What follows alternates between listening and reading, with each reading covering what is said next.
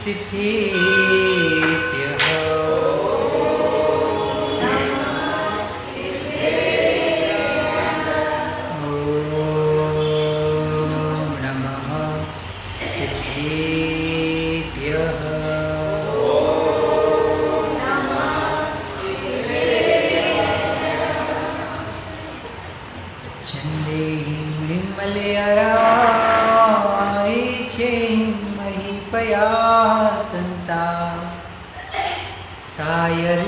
गंभीरा सिद्धा सिद्धिमन्दी सन्तु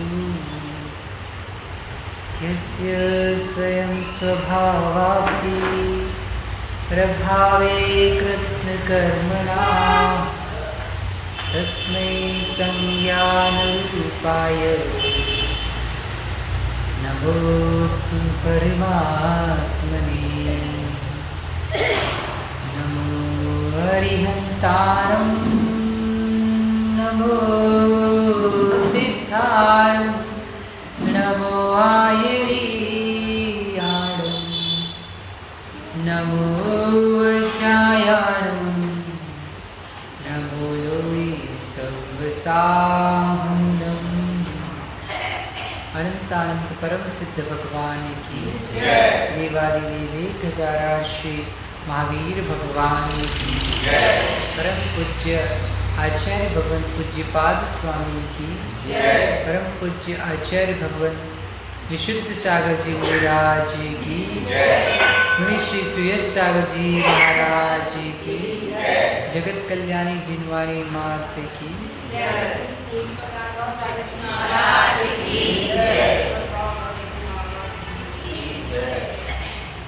भक्ति बंधु श्री जिनेंद्र भगवान के पावन चरण निश्रा में हम सभी विराजते हैं। श्री जिनेंद्र भगवान की देशना जगत कल्याणी है।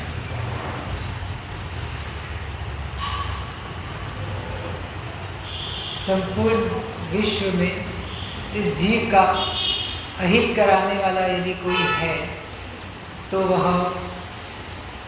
2 चीजें हैं, एक कामना और दूसरी कामिनी।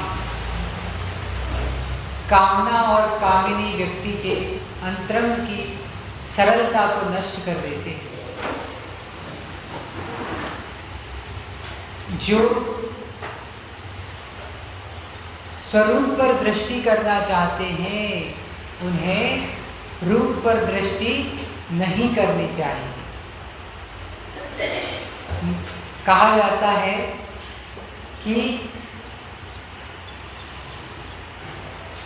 जैसे जैसे जीव के परिणामों में उत्तरोत्तर विशुद्धि का प्रादुर्भाव होता है वैसे वैसे जीव को जो सुलभ विषय है वह भी रुचिकर नहीं होते। यथा यथा समायाति संवित्तो तत्त्वमुत्तमं तथा तथा न रोचन्ते विषया सुलभापि। जैसे जैसे जीव के वैराग्यमयी परिणाम होते हैं तो घर वही आपका भी है और घर वही महाराज जी जो यहाँ से महाराज जी बने हैं उनका भी घर वही था, लेकिन उन जीवों ने वैराग्य को प्राप्त किया तो वही घर उनके लिए त्याज्य हो गया, छोड़ने योग्य हो गया। और हम राग परिणामों से युक्त रहे तो यही घर हमें बंधने का कारण हो गया।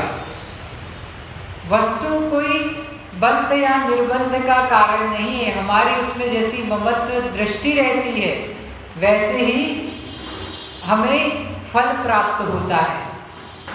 जैसे कि गर्वित भाई,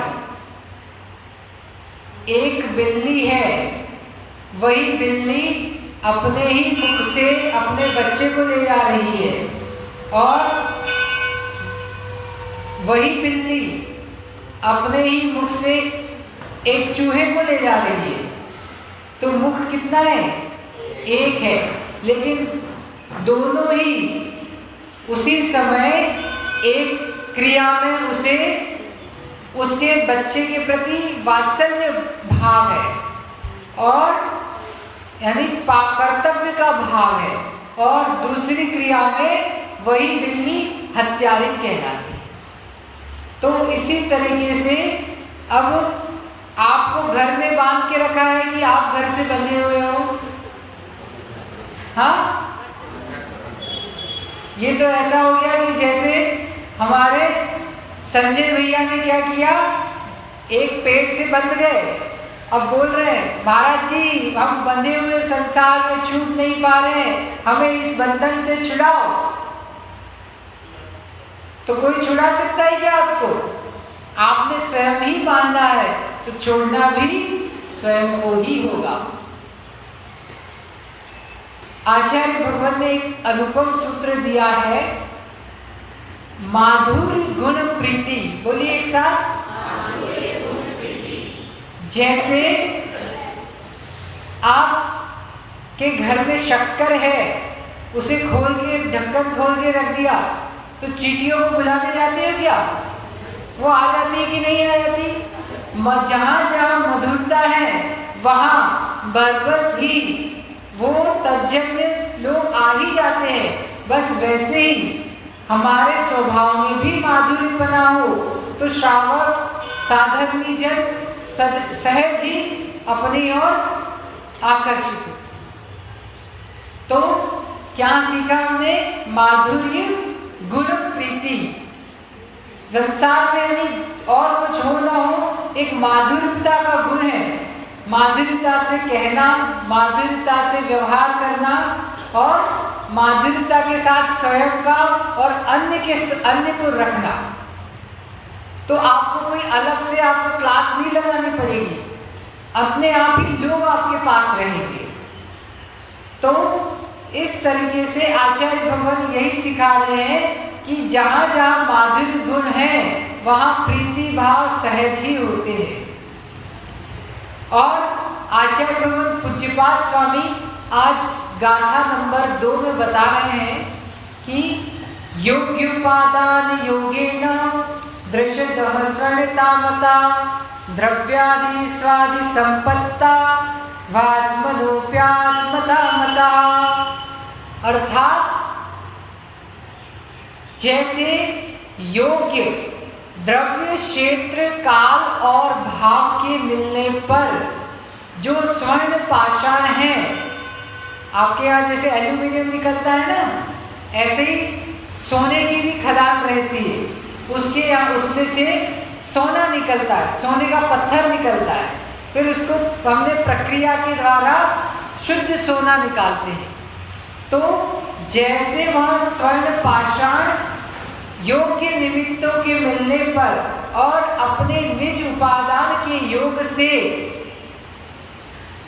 पत्थर जो है वह सोना बन जाता है, स्वर्ण पाषाण। इसी प्रकार द्रव्यादि स्वादि संपत्ता वात मनोप्यात मता मता, इसी प्रकार यह जो बहिरात्मा जीव है, जो भोगों में लिप्त है, विषय कषायों में लिप्त है, वही जीव समय पाकर द्रव्य क्षेत्र काल भावादि निमित्त मिलकर वही जीव अंतरात्मा बन जाता है।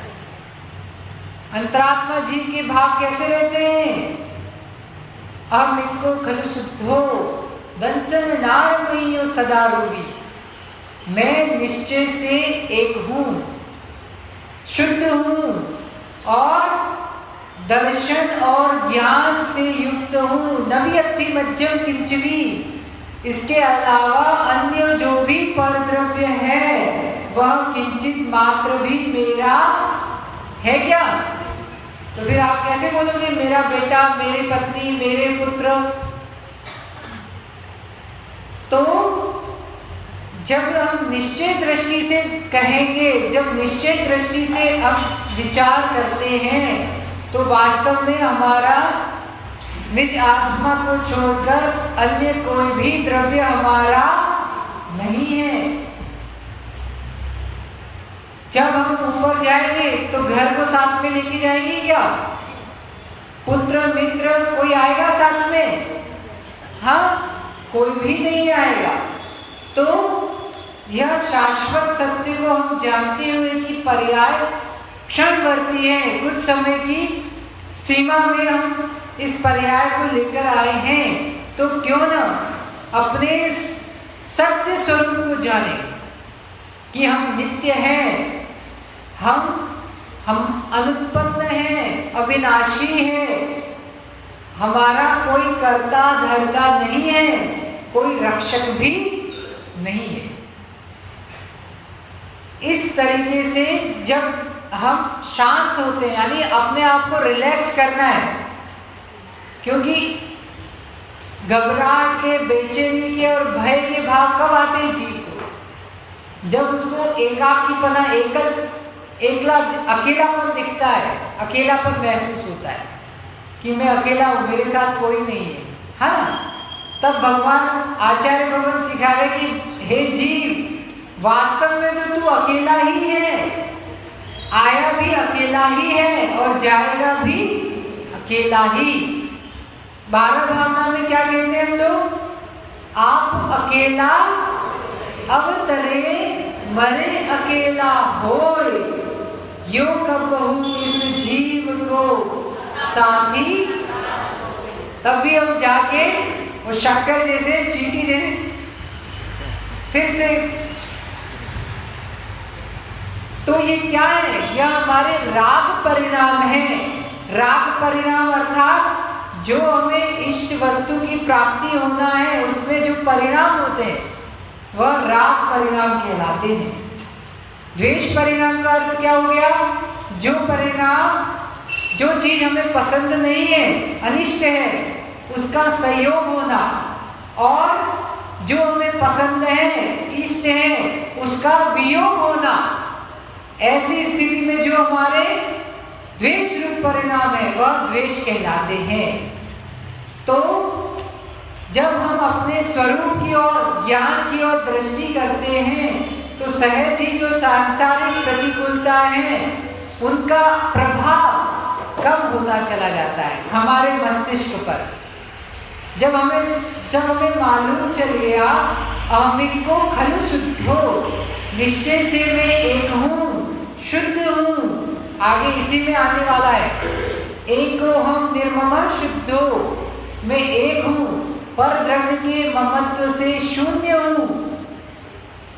तो आपने क्या किया? अपने आप को जो विचारधारा पर द्रव्य में, अन्य में जा रही थी, संयोगों में जा रही थी, उसको वापस नियंत्रित कर लिया।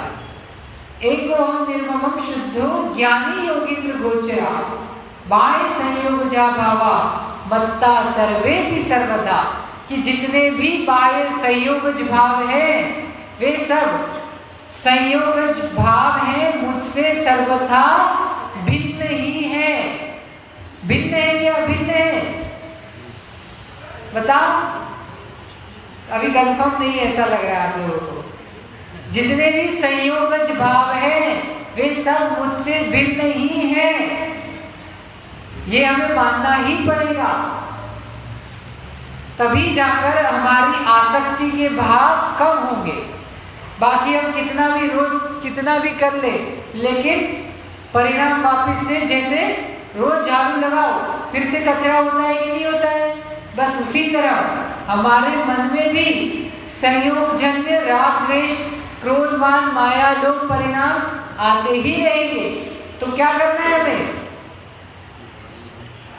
जैसे कोई माँ अपने बच्चे को पालन पोषण कैसे करती है?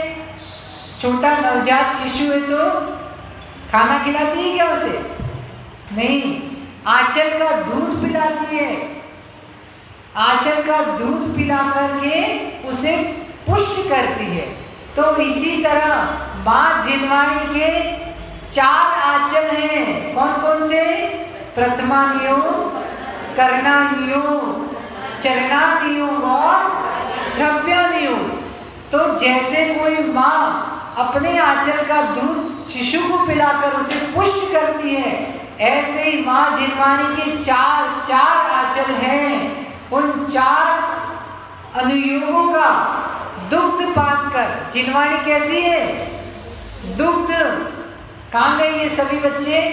आप लोगों को सिखा रहे ना सरस्वती नाम स्तोत्र, उसमें जिनवाणी का एक 16 नाम है। प्रथम भारती नामम, द्वितीयम च सरस्वती, तृतीयम शारदा देवी, चतुर्दश हंसगामिनी। तो इस तरह षोडशम गौर निगद्यते, जो 16वां नाम है जिनवाणी का, वह क्या है? गो। गो निर्गद्यते, यानी जिनवाणी को गाय भी कहा है। जो भगवान जिनेंद्र की वाणी है वह गाय के तुल्य है, गो निर्गद्यते। तो इसीलिए कहा है कि भगवान गाय का दुग्ध कैसा होता है? अभी बताया ना, माधुर्य गुण प्रीति। दूध सबको अच्छा लगता है कि नहीं लगता है? क्यों? उसमें मधुरता होती है। और नमक, नमक कैसा लगता है? नहीं, ऐसे ही नमक खा लो, आप खा सकते हो क्या? नहीं, नमक कैसा रहता है? खारापन। और दूध कैसा रहता है? आपको ग्लास भर के दूध पिलाए और उसमें शक्कर ना हो तो पी सकते हैं, लेकिन कोई बोले एक कटोरी नमक खा लो, तो खा लोगे क्या? नहीं खा पाए। अब वैसे ही एक छोटी सी कथा आती है कि एक चींटी थी। वो चींटी एक जगह किसी नमक के गोदाम में रहती थी। अब बहुत दिन हो गए तो उसकी मुलाकात दूसरी चींटी से हुई बाहर जाके। तो उसने बोला कि बहुत दिन हो गए मुझे यहाँ इस नमक के गोदाम में ये नमक का टेस्ट करते करते, अब मुझे कुछ और टेस्ट करना है। तो जो दूसरी चींटी थी वह कहाँ रहती थी? शक्कर के गोदाम में। तो उसने कहा ठीक है, जैसे आप लोग फ्रेंड हो ना, तो आप अपने आप को, अपने दोस्तों को घर पे बुलाते हो कि नहीं? तो उसने भी, वो चींटी उसकी फ्रेंड थी, तो उसने भी उसको बुला लिया। अब जो नमक वाली चींटी थी वह चली गई शक्कर के गोदाम में अपनी फ्रेंड के साथ। अब उसकी फ्रेंड ने बताया कि देखो यहाँ पर शक्कर रखी है, आप शक्कर टेस्ट कर लो। तो उसने पहले दिन शक्कर खाई, ठीक है, फिर दूसरे दिन शक्कर खाई, तो बोलती है कि कोई टेस्ट ही नहीं आ रहा है। फिर तीसरे दिन फिर से उसने शक्कर खाई, फिर अपनी फ्रेंड से कह रही है कि कोई टेस्ट ही नहीं आ रहा है। फिर चौथे दिन हो गया, फिर पांचवा दिन हो गया, एक सप्ताह हो गया इसी तरह। अब बोले टेस्ट क्यों नहीं आ रहा है? तो वो बोले कि जो शक्कर आप टेस्ट कर रहे हो वही शक्कर मैं भी खा रही हूँ, मुझे तो टेस्ट आ रहा है, आपको क्यों नहीं आ रहा? तो उसके जो चींटी थी ना, उसके यहाँ पे एक साइड में तो शक्कर थी, लेकिन जो दूसरी साइड थी वहां पे वो जो नमक के गोदाम से आई थी ना, तो नमक की डली, नमक उसके अंदर रह गया था थोड़ा सा। तो कितना भी शक्कर खाए लेकिन टेस्ट किसका था? नमक का। तो इसी तरह संसारी जीवों की दशा है।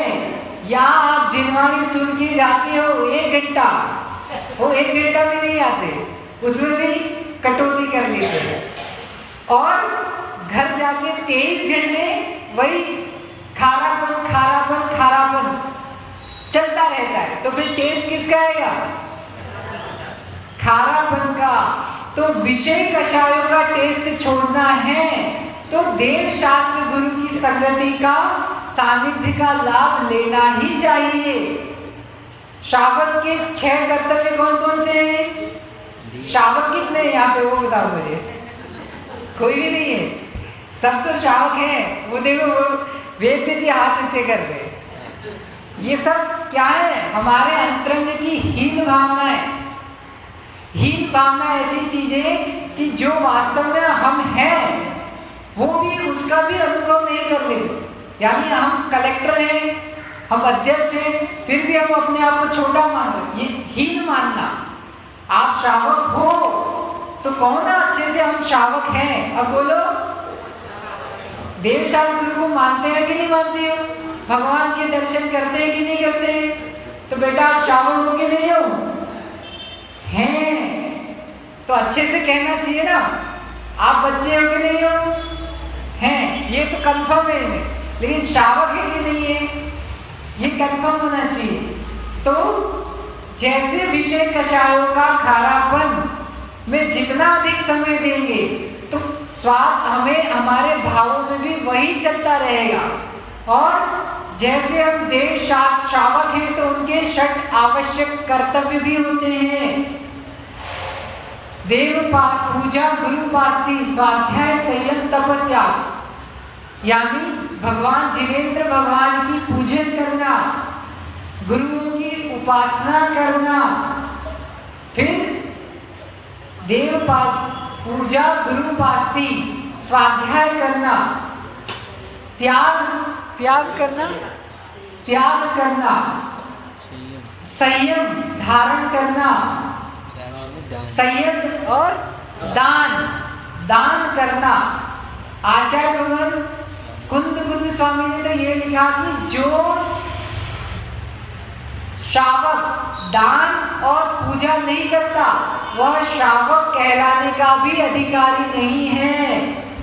अब आप सोच लो, आप श्रावक होके नहीं हो तो दान पूजा क्यों करना?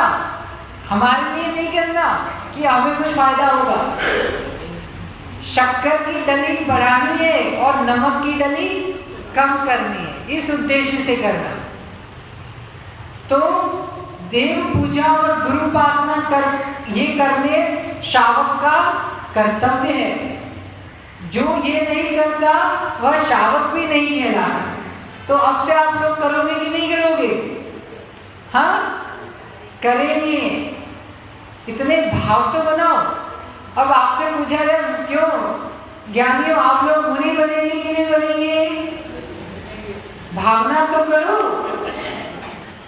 जैसे कोई कन्या है, अपनी कोई बड़ी बहन की जिसकी शादी हो गई है, उसके बच्चे हो गए, तो उसके भाव हो जाते कि हमारा भी घर परिवार बसेगा और हम भी किसी दिन माँ बनेंगे। तो उस कन्या ने जब माँ बनने की भावना कर सकती है तो हम महात्मा बनने की भावना क्यों नहीं कर सकते? सही है कि नहीं?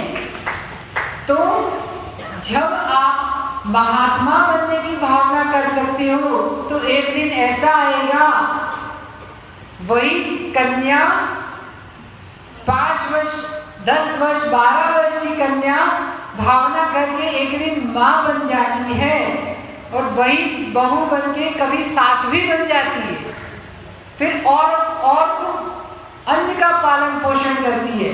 तो वैसे ही भव्य सम्यक दृष्टि जीव उत्कृष्ट भावना के बल पर महात्मा बन जाता है और उत्कृष्ट भावना करता है, तो एक दिन वही महात्मा परमात्मा बन जाता है। तो आज का सूत्र इतना सा है, भावना भवनाशिनी। बोलिए एक साथ, लिख लो। तुम लोग तो लिख लो, कम से कम नोटबुक लेके आए, तुम्हें तो समझदार दिख रहे हो। भावना भवनाशिनी। बोलिए एक साथ, भावना जो है वह भव का नाश कराने वाली है। तो इस तरह उत्कृष्ट हम तीर्थंकर कैसे बनते हैं? भगवान 16 कारण भावना। अब आप व्रत तो कर लेते हो, लेकिन करते क्यों है ये मालूम नहीं है। ये 16 कारण भावना के बल पर ही तीर्थंकर बनते हैं।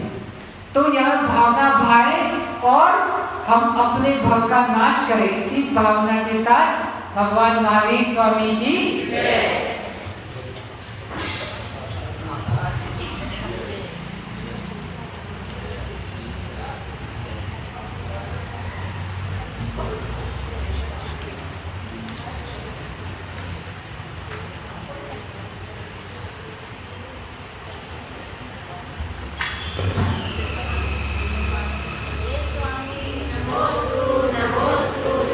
तुमने सिखा दिया, अच्छा है ना।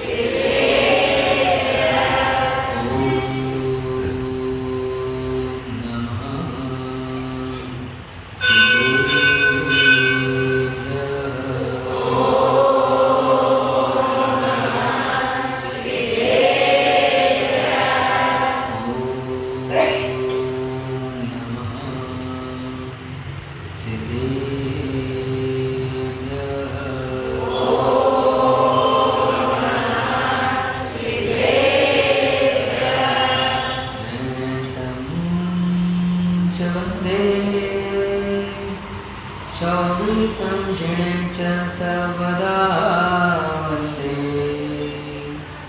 पंचगुरुणा वंदे चरणं सदा वंदे चरणं सदा वंदे विजितमनुकेतुं निर्मलं निर्विकारं रहित सकल संगम संयमां सत्यचित्तं सुनय निपुण भाव ज्ञात तत्व प्रपंचम जन्म मरण भीतं सद्गुरु नौमि नित्यं जन्म मरण भीतं मम गुरु नौमि नित्यं जन्म मरण भीतं मम गुरु नौमि नित्यं। जीवनंदन परम सिद्ध भगवान की वर्तमान शासन नायक नायक महावीर भगवान की परम पूज्याचार्य भगवत कुंद कुंद स्वामी की परम पूज्य त्रिवल्लाचार्य महाराज की परम पूज्याचार्य भगवान विशुद्ध सागर महाराज की अहिंसामय विश्व जैन धर्म की निर्माणी माता की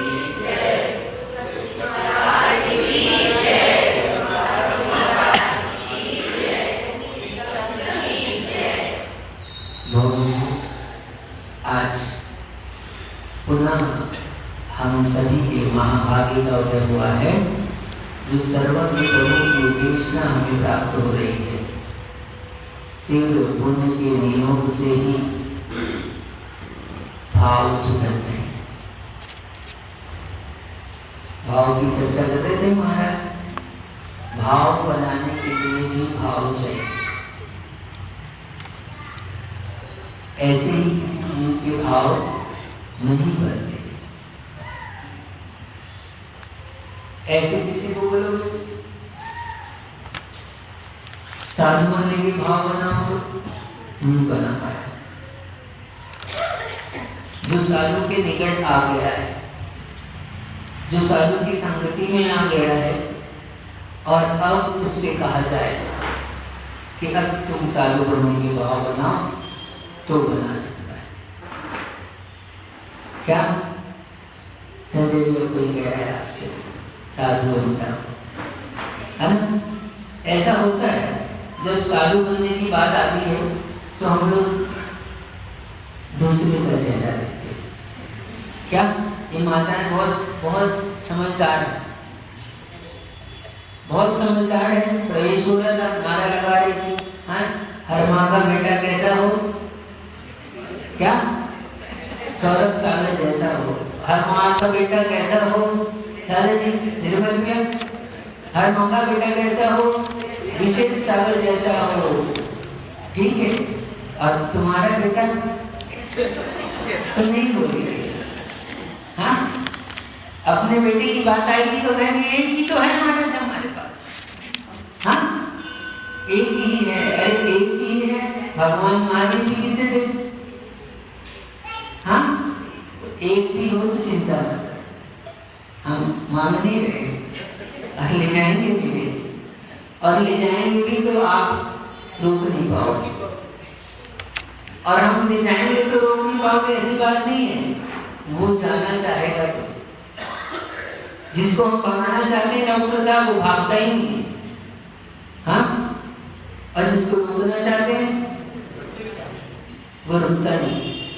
जिसको जाना है वो तो जाता ही है, रोकने से रुकता नहीं है। और जिसको नहीं जाना है तो कितना भी कैसे रसन देंगे, ले लो दीक्षा, हाँ, ठीक है। क्या होता है तो नहीं होता है। विरले जीव हैं जिनके ऐसे परिणाम होते हैं संसार के त्याग के, भोगों के त्याग की भावना विरले जीवों की हो पाती है। इसलिए मुनियों की महानता है। हम मुनि की महिमा गा रहे थे, क्या क्यों है महानता? क्योंकि इस तरह के भाव बनाना बहुत दुर्लभ है। महात्मा ही परमात्मा होते हैं, लेकिन महात्मा कब हो पाते हैं? जब भावों में महानता आती है, महान व्रतों को धारण करते हैं। कौन से महान व्रत? महाव्रत है ना, उसको कहते हैं महान व्रत। वो महाव्रत जिसको धारण करने से जीव महान होता है, इसलिए महान व्रत कहलाते हैं। ठीक, जिनको धारण करने से जीव महान होता है, इसलिए उन व्रतों को महाव्रत कहते हैं। या फिर जो महान व्यक्ति है वही उन व्रतों को धारण कर सकता है, इसलिए उसको महाव्रत कहते हैं। सामान्य व्यक्ति के बस की बात नहीं है कि वो महाव्रतों को धारण कर ले। आचार्य भगवान मुनियों की महिमा गाते हुए कह रहे हैं कि पंचेंद्रिय की तृष्णा जिसने समन की है, उस तपस्वी के तप में क्या सामर्थ्य है? कितनी सामर्थ्य है? क्या? पंचेंद्रिय विषयों की तृष्णा के विषयों को जिसने समन किया है, तृष्णा को समन किया है, उस व्यक्ति की क्या सामर्थ्य है? उस तपस्वी के तप में क्या सामर्थ्य है? उसकी सामर्थ्य को यदि देखना हो, मोबाइल निकाल के देखो। मैसेज दे दिया ना आपने ये वाला, तो मोबाइल निकाल के देखो। क्या देखना चाहते हो तो देवादिदेव को और इंद्र की ओर देखो। देव कौन से? देवादिदेव को देखो और इंद्र को देखो, उनकी सामर्थ्य को देखना है। तो क्यों कहा? अनंत शक्ति के संपन्न ऐसे देवादिदेव हैं, परम आनंद में लीन है, उनको वो सामर्थ्य कैसे मिली? बिना महात्मा बने कोई परमात्मा नहीं बनता। परमात्मा बनने के पहले महात्मा बना जाता है, और महात्मा बनने के पहले थोड़े बहुत व्रतों को धारण तो करें। तब आज थोड़े से व्रत लेंगे तो अपने को आत्मा में ऐसे संस्कार पड़ेंगे कि आगे चल के हमको महाव्रत लेने के भाव होंगे। थोड़ा सा नियम होता है ना, ठीक है, आप ले, हम मना नहीं करते। कुछ लोग कह रहे थे महाराज आप नियम नहीं दिलाते, कल कह रहे थे अंदर से इसको नियम दिलाओ महाराज, आलू प्याज का त्याग करें 1 महीने का। तो हम सोच रहे थे ठीक बात है, नियम से दिलाना चाहिए। क्या? हाँ, सब सोचने पड़ गए महाराज। अभी तक तो हम आ रहे थे ये सोच के कि बढ़िया हुआ है, अच्छे महाराज आए, नियम नहीं दिलाते हैं। हाँ ठीक है, हम नहीं दिला रहे, हम बता रहे सुनो। क्या? आत्मा में ऐसे संस्कार डालो नियम के बार बार, तो वो संस्कार आपको आगे चल के क्या होंगे? वो महाव्रत लेने के लिए कार्यकारी हो जाएंगे। थोड़ा सा भी संस्कार बेकार नहीं जाता। आप भोजन कर रहे हैं, अभी कुछ लोग कर रहे हो मास्क लगा के, अंदर ऐसे तो नहीं गुटखा खा रहे हैं। हाँ, कुछ लोग महाराज के पास मास्क लगा के इसलिए भी आते हैं, क्यों? हाँ, फायदा हो गया लोगों को, अच्छा है। बोले पहले तो होता था कि अपन ने खाया है तो पुड़िया, पता चले मंदिर जाना है तो पुड़िया बर्बाद चली जाती थी, 10-20 का नुकसान हो जाता था। अब नहीं जाती बर्बाद। अब तो क्या करते हैं? हाँ, आप लोगों से नहीं कह रहे हैं, आप लोग तो लगाए रखो। लोग सोच में पड़ रहे हैं महाराज हम लोगों से कह, अरे नहीं आप लोगों के लिए कह रहे हैं, तो उनके लिए कह रहे हैं जो अच्छा समझ गए सब। हाँ, तो ऐसा होता है। क्या कह रहे थे हम? संस्कार डालो। यहाँ बैठे हो खा तो नहीं रहे ना कुछ में, तो यदि आप निर्मल पे जितनी देर यहाँ बैठे हो, आधी घंटा बैठे हो, कभी मान लो 10 बजे तक बैठे, तो आप नियम ले लो कि 10 बजे तक हम यहाँ पर हैं, तो हमारे चारों प्रकार के आहार बन जाए। क्या होगा? कहने वाले तो लगेगा कि क्या हुआ, कुछ नहीं होता है, हम तो यहाँ तो ऐसे खाए नहीं रहे, क्या की क्या जरूरत है? अभी नहीं पता चलेगा इसका। अभी इसका पता नहीं चलेगा। आप यहाँ से त्याग कर रहे हैं ना, ये भी त्याग करना सरल बात नहीं है। अभी हमने कहा कितने लोग कर दिया, कितने लोगों ने क्या कर दिया, इसके लिए भी सोचना पड़ता है बहुत। तो ये जो हम आत्मा में ऐसे संस्कार डालेंगे थोड़ी थोड़ी देर के लिए भी, जब तक मंदिर में आए हैं, जब तक महाराज के पास बैठे हैं, या जब तक कोई अन्य काम कर रहे हैं, या अभी सुबह भोजन कर लिया तो अभी 2-3 घंटे तो नहीं करोगे, नहीं आधे घंटे बाद कुछ थोड़ा स्नैक्स, हाँ थोड़ा बहुत, हाँ तो आधे जितनी देर नहीं करोगे तो 1 घंटे के लिए, शाम तक के लिए, उतनी देर के लिए नियम ले लो। क्या होगा?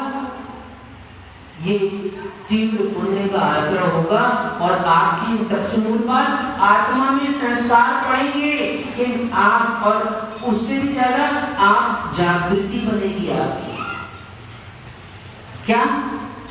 आपकी जागृति बनेगी, आपको संयम के प्रति रुझान होगा, आपको संयम का महत्व समझ आएगा और आप आगे चलकर उन महाव्रतों को ले पाएंगे। कैसे कोई ले लेता है महाव्रत? अचानक से क्यों बन गए महाराज? हाँ महाराज क्यों बने आप? महाराज क्यों बन गए? ये पूछते नहीं आपसे जिसको कैसे बन जाते हैं? जिसको बनना है वही पूछता है। हाँ, जिसको कुछ नहीं करना है वो महाराज बन जाते हैं, है ना? ऐसे सोच रहे हैं आप लोग तो कोई बढ़िया है कुछ, जिनको काम धाम नहीं है, जिनको कुछ आता जाता नहीं है, उनको क्या करना चाहिए? उनको महाराज बन जाना चाहिए। कुशाल बेटा पढ़ना नहीं पड़ेगा, स्कूल जाना पड़ता है, पढ़ाई करना पड़ता है, कितना टेंशन रहता है, कुछ नहीं करना, महाराज बन जाओ, है ना? ऐसा सोच के कभी आम अच्छा क्या? एक बार हुआ ऐसे उज्जैन की घटना है 2010 की, आपको सुनाई देते हैं, हम याद आ जाती है तो सुना देते हैं। हाँ, हम लोग उज्जैन में थे, चातुर्मास चल रहा था। उस समय संघ में हम सबसे छोटे साधु थे, संघ में पूरे 9 साधु थे वहाँ आचार्य को मिलाकर। तो 2010 में प्रथम चातुर्मास था हमारा वहाँ पर, तो वहाँ पर हम लोग रुके, थोड़ी दिन हुआ था, सावन का महीना चल रहा है, तो ऐसे उज्जैन में बहुत सारे और भी पुजारी पंडित ऐसे आते रहते। तो एक व्यक्ति आ गया सफेद धोती दुपट्टा और आ गया, तो जैन नहीं था जाने से, उसने कहीं पता हो किया हुआ पोस्टर वोस्टर लगा था, महाराज आए हुए हैं, साधना आदि के बारे में लिखा हुआ था। तो बोला मेरे को भी महाराज आपके पास रहना है। प्रवचन सुने उसने, ठीक है, भोजन की व्यवस्था थी, भोजन कर लिया, उसके बाद बोले आपके पास रहना है। क्या? क्यों रहना है भैया? बोले मुझे भी रहना है आपके पास में।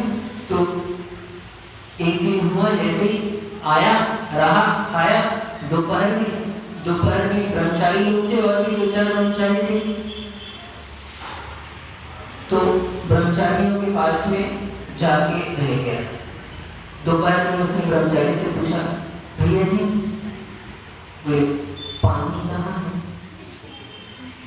हाँ, तो भैया जी बोले पानी, यहाँ पानी वाली नहीं। बोले आप लोग रखते हैं ना कैन में, क्या है इसमें, क्या है? बोले इसमें पानी, इसमें शुद्धि के लिए रखा हुआ है। शौच जाते हैं, जंगल जाते हैं तो उसका शुद्धि के लिए प्रयोग करते हैं पानी। बोले पीने के लिए? बोले हाँ हम लोग पीते नहीं है, पीने के लिए हमारे पास पानी नहीं है, शाम को जाएंगे। बोले शाम को? दिन भर? बोले कोई पानी का काम। भोजन? बोले भोजन आपको कल मिलेगा सीधा। हाँ, कब मिलेगा? कल मिलेगा, तो कल मिलेगा।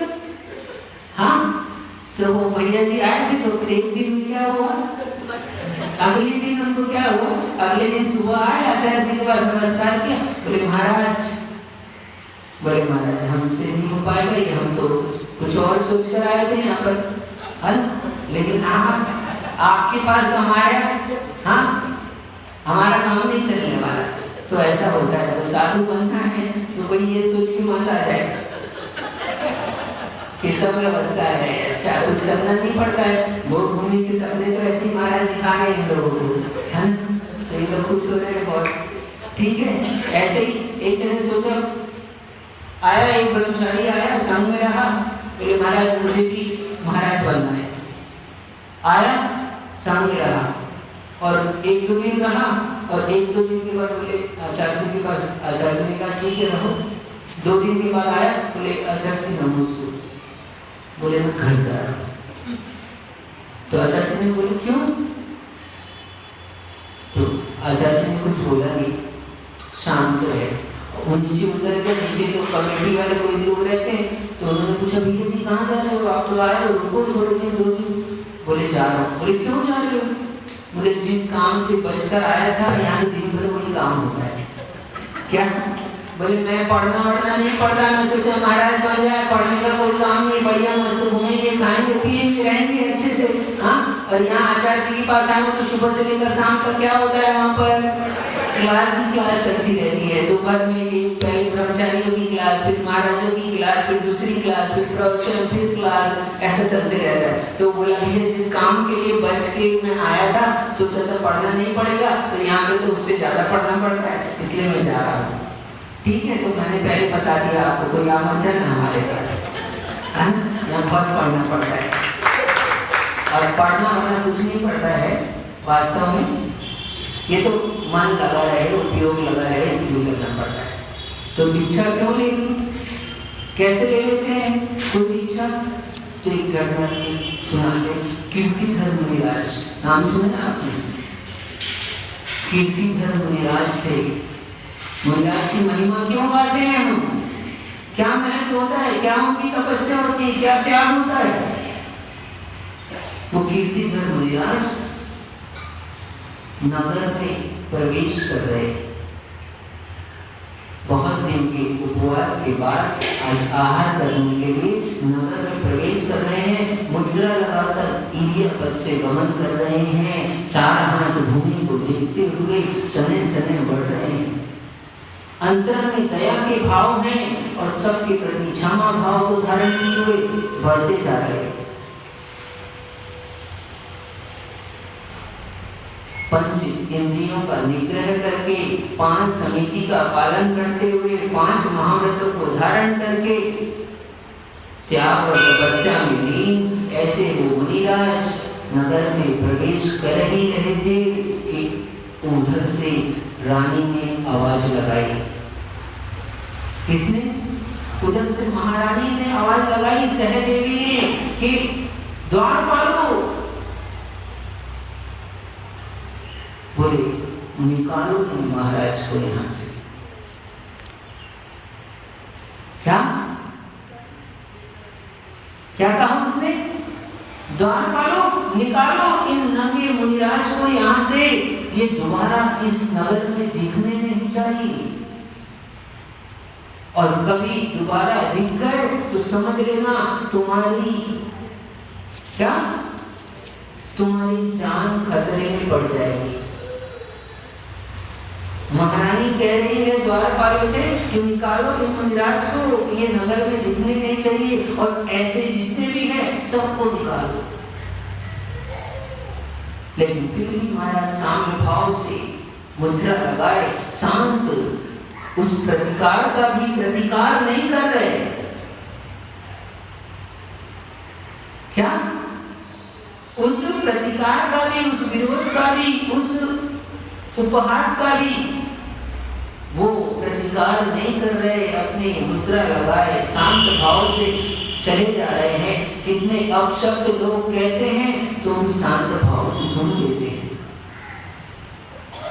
महा क्षमा के धारी है, पलटकर किसी को वापस जवाब भी नहीं देते।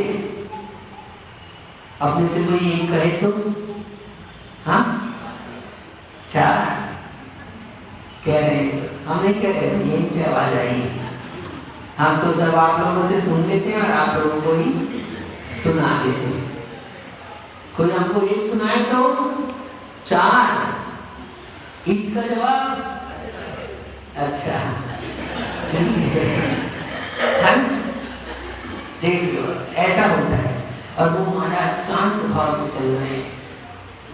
इतनी सी बात नहीं, कोई बड़ा आदमी हो तो और, हाँ मंत्री जी आप शुरू में गए तो मैं तो समाज का मंत्री हूँ, मंत्री से ऐसा, हाँ वो मुनिराज कीर्तिधर मुनिराज जिनकी मैं बात कर रहा हूँ, आपको जानकर आश्चर्य होगा, वो ही उस नगर के राजा थे। क्या वो ही उस नगर के राजा थे? और जो कह रही थी महारानी निकालो इन नंगे महाराज को यहाँ से, वही उनकी पट्टरानी थी।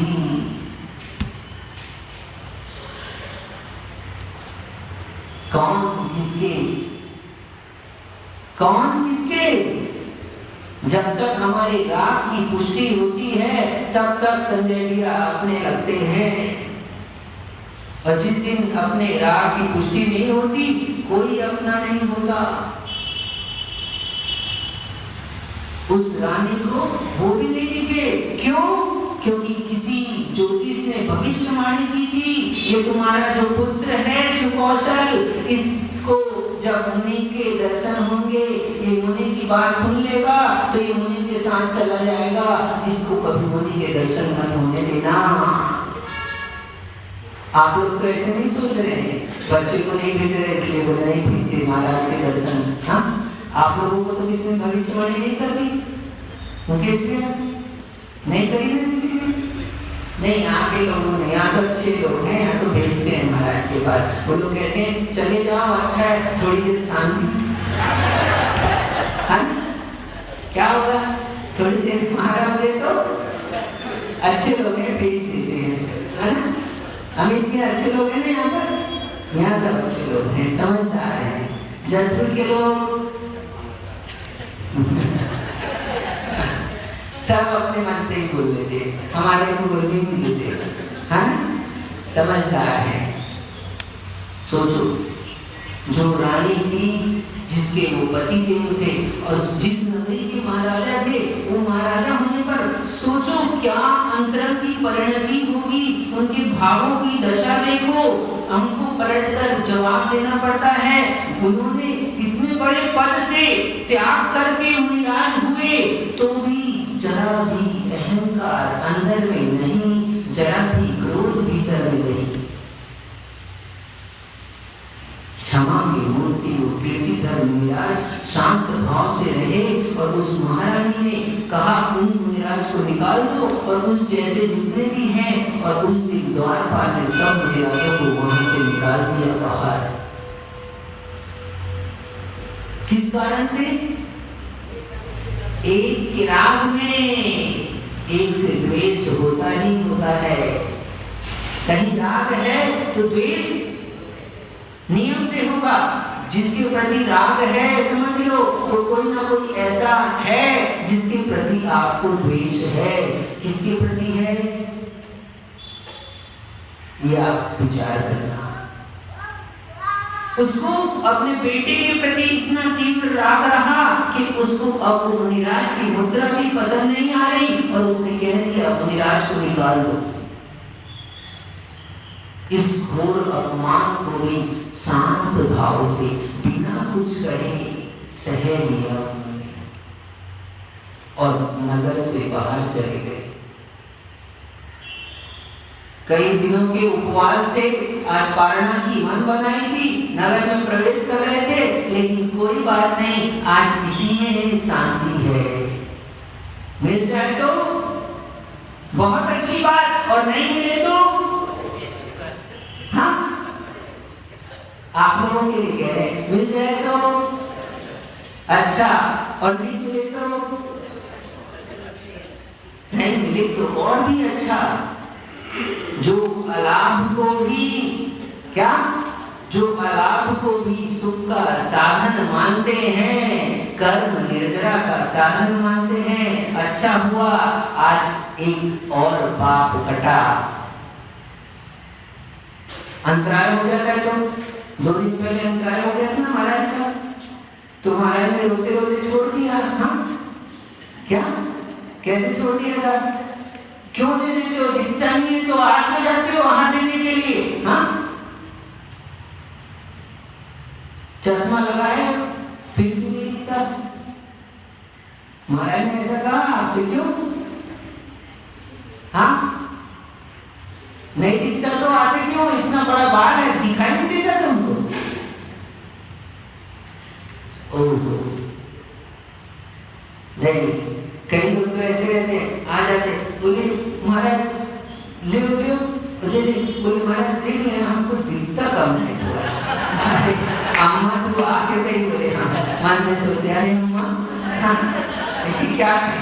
कई लोग रहते हैं ऐसे, आते बोले महाराज, और कई लोग तो ठीक है महाराज को नहीं, देख के देना। क्यों? बेटा है वहाँ बैठा है, पोता है, कोई है, ब्रह्मचारी है, देख के देना। क्यों? देख के देना, देख के मेरे को दिखता कम है। अच्छा हम सोचते हैं वहाँ पर क्या बढ़िया है, अच्छी बात है। हाँ, अब तो आज तो हो गया काम, है ना? आज तो हो गया काम। नहीं, अलाभ को भी जो लाभ मानते हैं, अलाभ को भी कर्म निर्जरा का कारण मानते हैं, अंतराय को भी शांत भाव से, प्रसन्न मुद्रा से, निर्मल भैया निर्मल परिणामों से छोड़ देते हैं। ऐसा नहीं करते कि क्यों लगा लिया चौका? हाँ, क्यों बुला लिया? जब देखते नहीं बनता, हार देते नहीं बनता तो हाँ, और कुछ नमक तो डाला ही नहीं है। हाँ, नमक तो महाराज ऐसा नहीं करते। किया था महाराज ने ऐसा नहीं करते महाराज। शांत भाव से वो कीर्ति धर्मराज जंगल की ओर चले गए और ध्यान में मुद्रा लगाकर बैठ गए। आहार की मुद्रा का त्याग किया तो दूसरी मुद्रा लगा ली। कौन सी? ध्यान की मुद्रा लगा ली, हाथ पर हाथ रख लिए। वहां जाके तो हाथ जोड़ने पड़े। अच्छा है, जाना नहीं पड़ा, हाथ जोड़ने की जरूरत ही नहीं पड़ी। जोड़ना पड़ता है ना, महाराज के हाथ जोड़ते हैं, जोड़ते कि नहीं जोड़ते? ऐसे नहीं जोड़ते, लेकिन जोड़ते हैं, ऐसे जोड़ते हैं। ये संयम का पालन करते हैं, उतना भी उस समय भी कितना ध्यान रहता है। हाथ यदि डॉक्टर साहब इनका ऐसा अलग हो गया ना तो अब बस गए।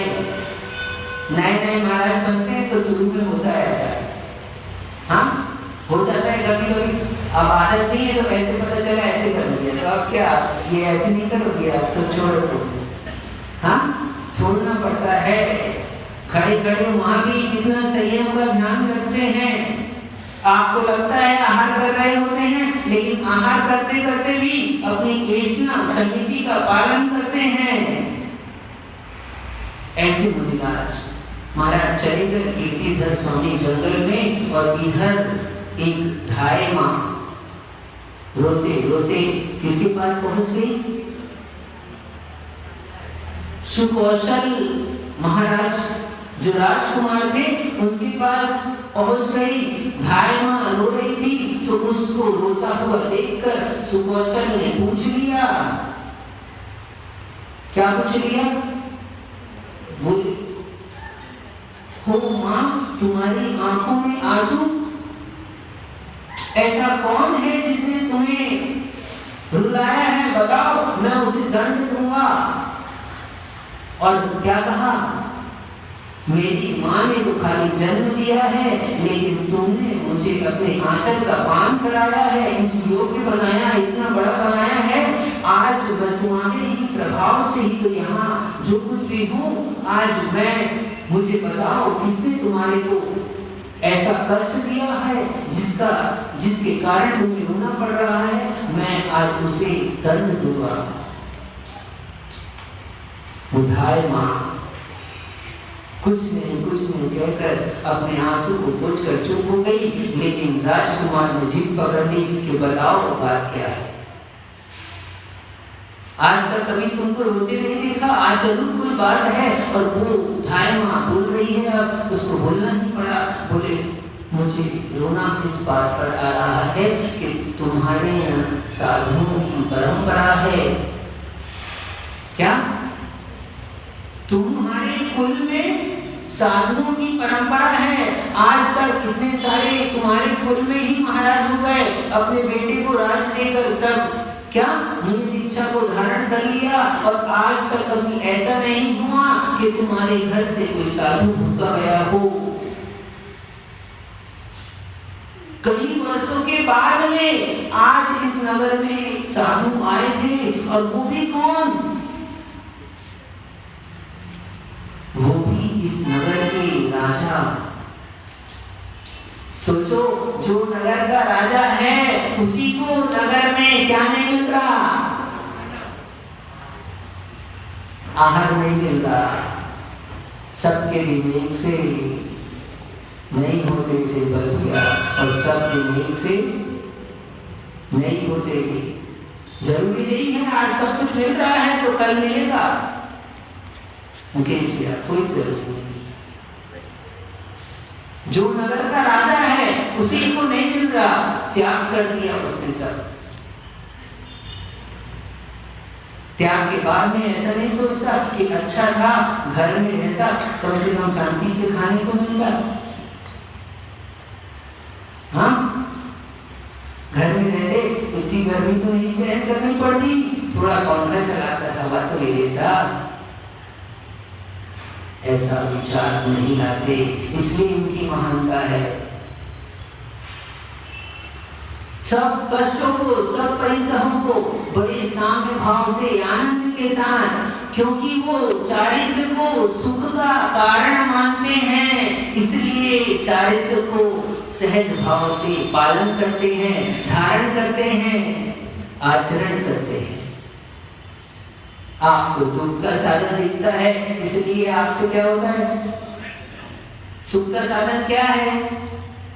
घर बार है, भोजन पानी है, हाँ, स्त्री पुत्र है, परिवार के जन है, ये सब हमारे सुख के साधन है ना। हमको सुख के साधन लगते हैं। यदि दुख के साधन लगते होते तो कीर्ति घर बन जाते। हम दुख के साधन लगते तो सौरभ सागर बन जाते, दुख के साधन लगते उनके भैया तो विशेष सागर बन जाते। हमको ये दुख के साधन नहीं लगते। क्या लगते हैं हमें भैया? सुख के साधन लगते हैं। बस इतना सा अंतर, केवल इतना सा अंतर है।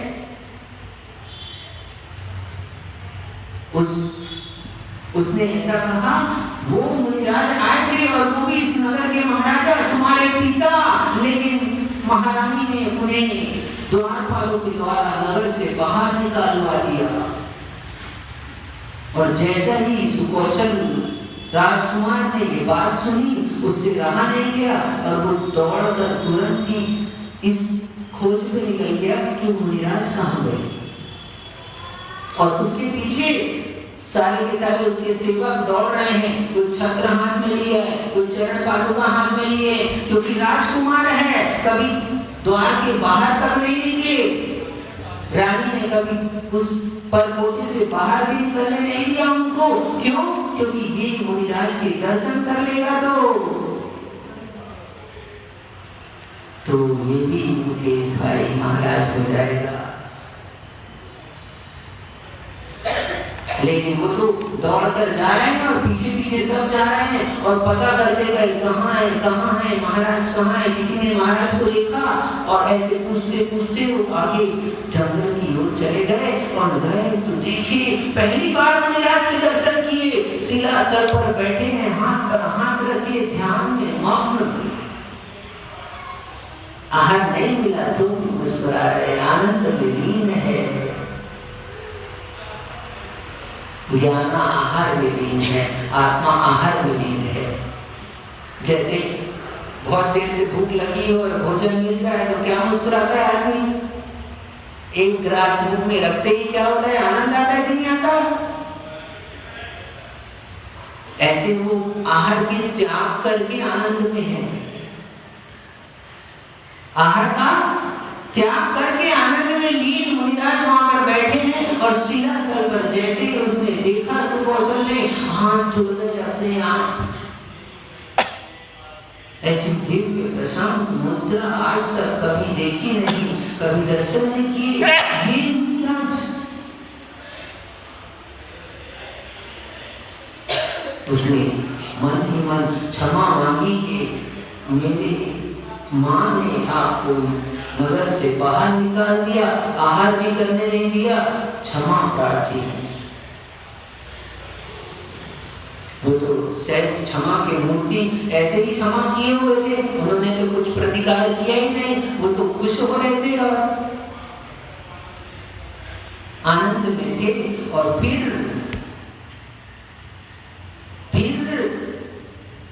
थोड़ी ही देर बैठे रहने के बाद में सुकौशल ने वहां पर हाथ जोड़ा और कहा, महाराज आपने मुझे जगा दिया।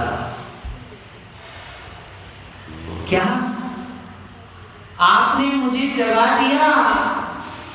वो घर में अग्नि की वर्षा होती है, वो भोग मेरे दुख के साधन है, सारा का सारा कष्ट है, संसार में बहुत दुख है, बिना कहे ही सब कुछ बता दिया। अब मुझे भी दीक्षा देकर मेरा जीवन सफल करो। क्या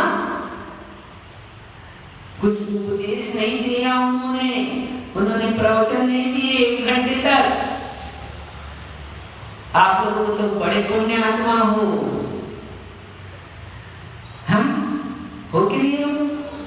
बड़ा पुण्य का नियम है, सुनने को मिल रहा है। तीव्र पुण्य आत्मा होता है जिसको सुनने को मिल रहा है, मिलता ही नहीं मिलता। सासू की सुनते हो कि नहीं? सासू में बैठी है, बहू की सुनते हो कि नहीं? पुण्य के नियम से ही सुनने को मिलता है। डिंपल भैया विश्वास मानो, है ना? अरे पुण्य था तब तो बेटा हुआ, बेटा हुआ पुण्य था तब तो बहू आई, बहू आई तब तो पुण्य था, तब तो सुनने को मिल रहा है। पुण्य नहीं होता तो सुनने को मिलता क्या? बोलो। हाँ, नहीं बोल रहे अब नहीं बोलेंगे। सही कह रहे हैं कि हम गलत? सही कह रहे हैं ना? अरे इतना तो बोलो, सही कि गलत? सही है। पुण्य का योग है तो ही सुनने को मिलता है। आप लोग पुण्य आत्मा हो, सुनने को मिलता है आपको। अब जिसको सुनने को मिलता है खुश हो जाना, घबराना मत। क्या पुण्य मनाना, वाह क्या पुण्य है मेरा, क्या सुनने को मिल रहा है। समझ गए कि नहीं समझ गए? हाँ, अब जब कभी भी सुनने को मिले तो क्या हो सोचना, ओहो क्या पुण्य किया था जो सुनने को मिल रहा है। हाँ प्रवीण भैया, बेटा सुना है तो भी क्या सोचना, ओहो क्या पुण्य किया था, पुण्य के नियोग है तो क्या हो रहा है, सुनने को मिल रहा है। मुकेश भैया सही कह रहे कि गलत? कुछ याद रखो या ना रखो, दीक्षा लो या ना लो, इतनी बात याद रख लो बस। क्या अब जब कभी भी सुनने को मिले तो बस इतना कहना, बहुत पुण्य किया था। विश्वास करना, मन में ही बोलना, बाहर मत बोलना, नहीं तो फिर अभी तो सुनने को ही मिला था, अभी तो फिर और भी कुछ मिल सकता है फिर, है ना? कह रहे सही बात है सही बात है, गलत तो बोलते नहीं, झूठ नहीं बोलते, हम गलत नहीं बोलते, है ना? तो पुण्य का नियोग है। आपको तो प्रवचन मिल रहे हैं, प्रवचन की कह रहे हैं, हम सुनने को मिल रहा है कि नहीं मिल रहा है? पुण्य के नियोग से। क्यों? हाँ, पूरे छत्तीसगढ़ में किसको मिला सुनने को? हाँ, जसपुर वालों को पुण्य का नियोग है कि नहीं मुकेश भैया? है। हाँ, तो जब ऐसे ही समझना हमेशा, जब कभी भी सुनने को मिले भी भैया तो बोला पुण्य का नियोग है। ठीक? अब किससे किससे सुनते हो सब एक्सेट्रा लगा लेना सब अपने अपने आगे जितना जितना, किसी के पास कम हो, किसी के पास ज्यादा हो। सुना है पाटोदी जी बहुत है, बड़ा परिवार है, निर्मल भी है ना, तो बहुत सारे हैं आपके पास में। ठीक है, तो इसीलिए उसने उपदेश नहीं किया वहां पर कीर्तिधर मुनिराज ने, लेकिन उसने आकर क्या किया, सुकौशल स्वामी ने आकर वहां पर दीक्षा ले ली और वो भी मुनिराज हो गए। वो मुनिराज हो गए। कैसे हो गए? ये थोड़े थोड़े से संस्कार जो आपको कहा था हमने, डाल दो अपने भीतर में। यहाँ बैठे हो उतनी देर के लिए क्या कर लो, चारों प्रकार के आहार का त्याग कर दो। ये जो संस्कार है ना, यही संस्कार काम में आएंगे। बाद में उपदेश नहीं भी मिलेगा, बाद में महाराज नहीं भी मिलेंगे आपको, तो भी आपकी अच्छी समाधि हो जाएगी। आप समाधि वर्ण करके स्वर्गों में चले जाओगे और अगले भाव में फिर ऐसे संस्कार आपके बने रहे तो बिना किसी के कहे आप दीक्षा ले लोगे। वो सुकौशल मुनिराज ने ऐसे ले ली दीक्षा। कितना उपदेश मिला उनको? कोई उपदेश नहीं मिला। आप लोगों को कितने दिन से मिल रहा उपदेश? बहुत दिन से मिल रहा है महाराज। और एक बार नहीं मिल रहा है, 2 बार मिल रहा है, किसी से तो 3 बार मिल रहा है ना? ठीक है। और कोई तो सालों से लगा है, अभी नहीं जाना, अभी तो बहुत महाराज और आएंगे, उनके भी सुनेंगे फिर जाएंगे, ऐसे भी जाएंगे, है ना?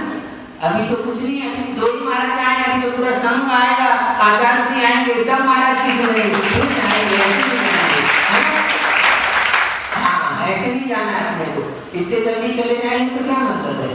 ठीक है, अभी नहीं जाना, अभी बहुत सुनेंगे तब जाएंगे। मंडी का नियम होता है तब सुनने को मिल जाए, ठीक है।